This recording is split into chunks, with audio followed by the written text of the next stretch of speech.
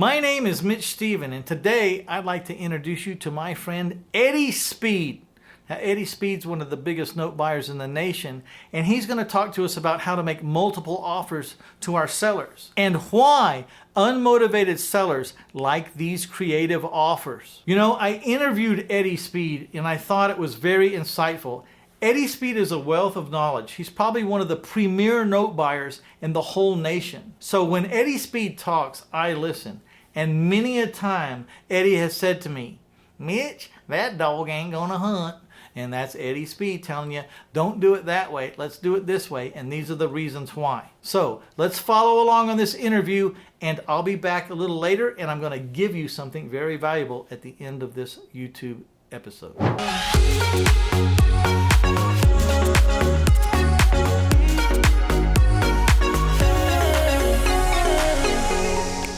This is Mitch, and welcome to the 1000houses.com podcast. I'm here with Eddie Speed, the world-renowned Eddie Speed.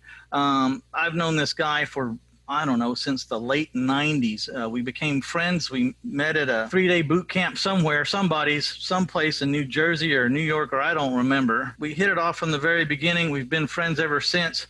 Eddie and I have watched each other go through the throes and the ups and downs of this business. And between the two of us, and I never like to say this for sure, so I'll leave the caveat with a little asterisk. There ain't anything we haven't seen. Asterisk, but there still could be something else coming. You know, we're going out, we're making these cash offers, and people are saying no, or they're really slow to react. But Eddie's been working on an angle that really is a positive angle. Talk to us a little bit about what you're teaching now.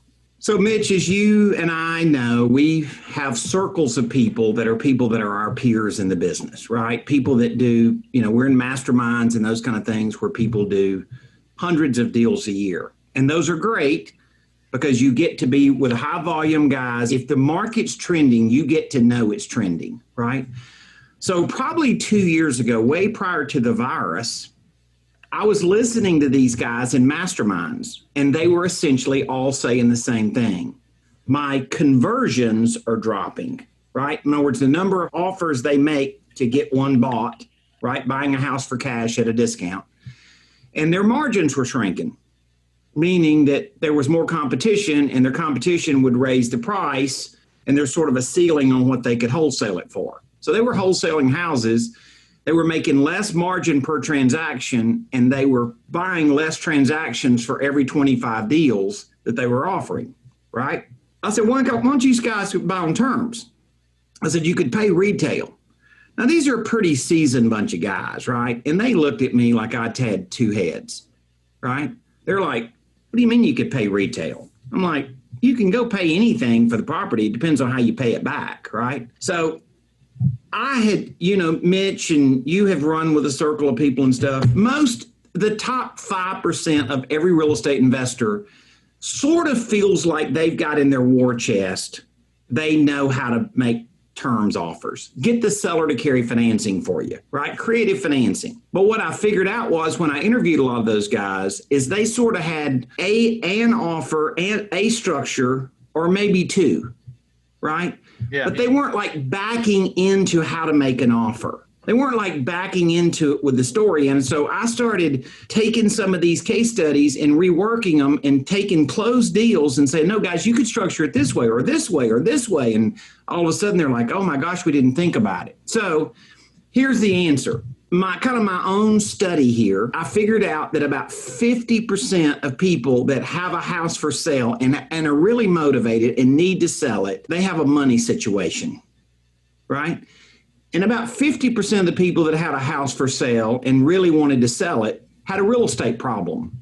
And a real estate problem, I discovered, was way different than a money problem. They needed to get rid of their property. They were not going to sell the property at a deep discount to do it. When they started really introducing the idea of, hey, you can get a higher price for your property, the customer leans in, says, tell me more, blah, blah, blah. The thing is, Mitch, and this is, I think, the most critical thing, is kind of learning like some patterns with people.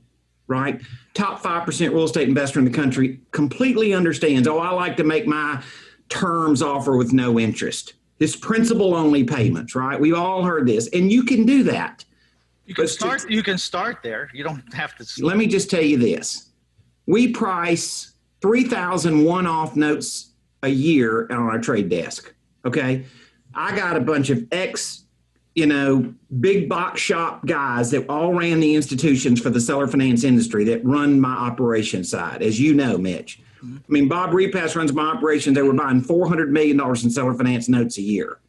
So we've seen a lot of volume. We have a lot of patterns. Only 18% of people that seller finance carried at 0% interest. Now, that's not zero, but only 18% of them do that. In other words, some people just have a mental block. They're just not going to carry it at 0% interest. Okay, well, how do you do that?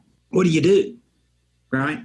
If they won't carry it at 0% interest, you're like, well, I got to put an interest rate on it. Let me give you a good solid nugget. I might say, Mitch, I have to get you to carry this for me for 20 years because I'm going to do what I'm asking you to do. I'm asking you to sell your property for more money, but be smart like the furniture store and not discount your property. You just got to take your payments over time. And then I'm going to do the same thing, Mitch. I'm going to go find some good customer that needs deserving for financing because the banks have left them behind. And by the way, 30% of the people that could get a mortgage in January can't get one today. So that's a legitimate statement for sure. I'm going to go find this person and I'm going to resell it to them and I'm going to carry my profit over time just like you are. But Mitch, in order to do that, you're saying you insist on an interest rate. What seems fair to you? And you say, I don't know, 4%. I tell you exactly what I say. I say, well, the banks are offering 1%. I'm willing to be more than fair. I kind of set the bar low and say, what's fair to you? But I already kind of like slapped them with that low expectation. So here's the thing. I named an above market rate, and that was acting as if you insisted on above market rate. Well, that makes the seller financing bargain go away, right? And I say, Mitch, if you will help me do what I need to do, I would even be willing to pay you more interest than you're asking for, and you're asking for above market rates. And of course, you lean up and go, tell me more. All right, I hope you are enjoying my interview with Eddie Speed. I want you to take a pause for just a second, take a look at that like button, the share button, and the subscribe button, and go ahead and push on all three of those buttons because there is a lot of content where this is coming from, and we want the world to benefit from it. So please hit the like button, the share button, and be sure to subscribe yourself. All right, back to Eddie Speed. Have they perfected that calculator where you can run the cash on cash versus the notes and it'll tell you, you can pay cash for this or you can use these terms and it's exactly the same ROI? Yeah, we got it. And that's an application that we give people down the road. So okay. Yes, Russ, our guy that built that for us, it's really cool. And you can do all kind of crazy stuff with it. Sometimes, Mitch, I'll help people structure just what I call a generic seller finance deal, right?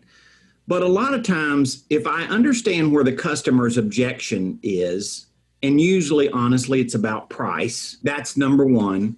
If I understand where their objections are, it gives me all kind of ways to angle it. So in that, embracing up for that, your fear would be, who am I going to sell to? And are they going to pay me? And I'm obligated to pay somebody else. And how do I know I can pay them back?